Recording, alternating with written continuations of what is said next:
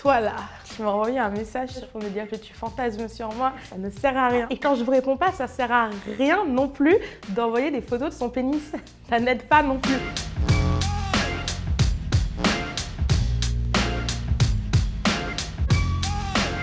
Moi, c'est Léna, j'ai 24 ans et je suis modèle photo depuis quelques années. J'ai toujours eu peur d'être grosse quand j'étais petite. Les princesses, elles n'étaient jamais grosses, je voulais être mince.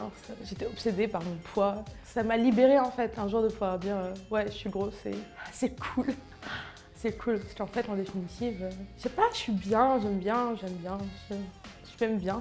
La semaine dernière, j'étais à une conférence en train d'écouter Michelle Obama. Quand on m'a prévenu que j'étais dans la dernière campagne Savage Fenty, en rentrant chez moi, j'ai tweeté avec plein de fautes parce que je pensais que personne n'allait le lire. Beaucoup de monde l'ont vu, je crois qu'il y a 27 000 likes. Je suis dans une putain de pub Fenty, mais 100 kilos et moi, on a été sélectionnés par Rihanna.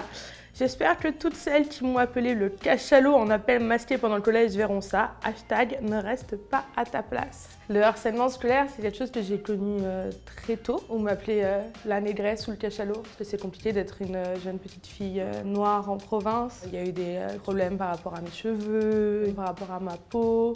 Je me rappelais quand on était petit et qu'on devait se dessiner à la maternelle, j'étais la seule qu'on dessinait avec un stylo noir. J'ai toujours eu des gros seins, ce qui a fait qu'on m'a très vite appelé le cachalot. Ces filles-là qui m'ont appelé donc en appel masqué, elles laissaient des messages sur mon répondeur. Ça m'a pas aidé à développer un rapport super sain à mon corps à l'adolescence. Le harcèlement scolaire, ça a toujours été pour moi quelque chose avec lequel j'ai grandi, auquel je me suis habituée. C'est plutôt à l'âge adulte où le harcèlement est devenu plus compliqué à gérer pour moi. Je reçois souvent des messages de « mais t'as pas honte, sale pachyderme, fais ta cellulite ». Non, j'ai pas honte. C'est gênant de rallier le poids à la santé en permanence. Là, j'avais une copine qui me racontait qu'elle a une maladie très grave et elle a perdu, je crois, 25 kilos. Et les gens me disaient « waouh, t'es magnifique et tout ». Elle est à 2 doigts de la mort. C'est gênant. Je pense que les personnes se sentent légitimes à jouer à Doctissimo et à me donner des conseils de santé par rapport à mon poids parce qu'eux-mêmes s'imposent des régimes et sont malheureux par rapport à leur alimentation. C'est surtout souvent des femmes qui, à mon avis, se sentent mal elles-mêmes dans leur peau, qui reconnaissent pas en moi la beauté telle qu'elles l'ont appris. C'est vrai que je représente quelque chose qui n'est pas spécialement courant. Ma beauté est différente de celle qu'on vous a peut-être apprise, mais elle existe, elle est légitime et je vais continuer de la montrer. Les pires, c'est vraiment les hommes. Toi là, tu m'as envoyé un message pour me dire ouais, les grosses j'aime pas, mais toi ça va, t'es pas si grosse. Non, le mieux c'est ceux qui me disent toi t'es pas grosse, ça va, t'es jolie. Quoi? Faut arrêter. Enfin, c'est pas des compliments. Ton désir par rapport à moi, je m'en fiche, de 1.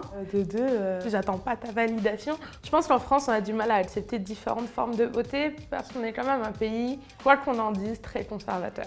Qu'on le veuille ou non, il y a quand même une vision très normée du corps de la femme, surtout de la parisienne en soi. Et moi, je suis tout sauf la parisienne. Cette femme grande, mince, brune, avec ses lèvres rouges, qui fume une gauloise. Et moi, j'arrive 100 kilos, la peau brune, cheveux bouclés, jamais coiffée, je me maquille un jour sur 2. Ah, ça passe pas forcément, hein. Je ne peux pas m'habiller dans les magasins et surtout, les vendeuses me regardent mal. Les marques ne veulent pas que des personnes comme moi portent leurs vêtements parce que c'est pas l'image qu'ils veulent renvoyer. Dans les rayons, ils ne mettent pas ma taille. On va avoir beaucoup plus d'articles en 34 et en 36 que d'articles en 44 ou en 46, alors qu'il y a plus de personnes en 46. C'est ridicule.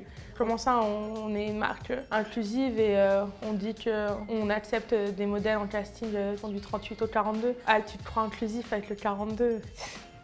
Prendre que des modèles plus size blanches, c'est pas inclusif. Prendre que des modèles plus size valides, c'est pas inclusif. Prendre que des modèles qui soient clairs de peau comme moi, c'est pas inclusif. Il y a des femmes qui, en plus d'être grosses, sont foncées, non valides et elles aussi, elles ont le droit d'avoir de la visibilité, elles aussi, elles ont le droit d'être belles. C'est vraiment après mon voyage et mes expériences en Angleterre où j'ai pu découvrir que, en fait, j'avais une légitimité totale à exister en tant que modèle pour montrer une autre forme de beauté. J'essaye en fait de faire ce que j'aurais aimé voir quand j'étais petite pour me sentir bien dans ma peau sans avoir à grandir en me sentant mal. C'est pas facile, hein.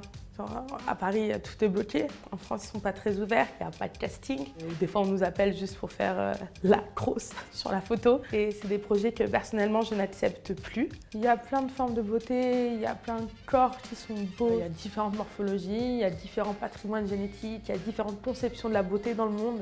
On essaye de faire croire aux gens que la normalité, c'est d'être mince, alors que la normalité, c'est d'être heureux et d'avoir un corps dans lequel on se sent bien. Je suis un tortanque heureux, donc tout va bien.